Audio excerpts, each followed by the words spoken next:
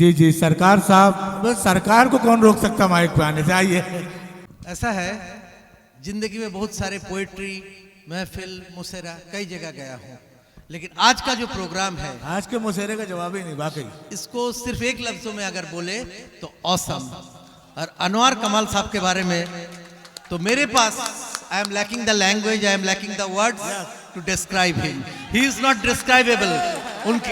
उनकी प्रशंसा जितनी की जाए शायद कम होगी, लेकिन ये मंच पे जो लोग भी बोले, एक चीज बहुत, एक मैसेज क्लियर मुझे मिल गया कि Hindustan is United. Yes yes yes ये मैसेज सबसे बड़ी मैसेज मुझे मिला।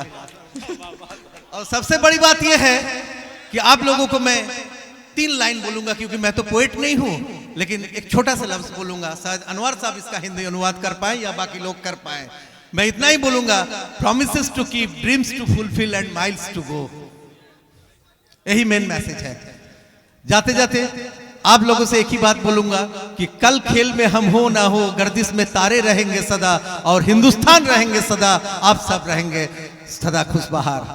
आप लोगों से जाते जाते दुआ मांगूंगा, बस इतना ही बोलूंगा, दुआओं में याद रखिए। धन्यवाद।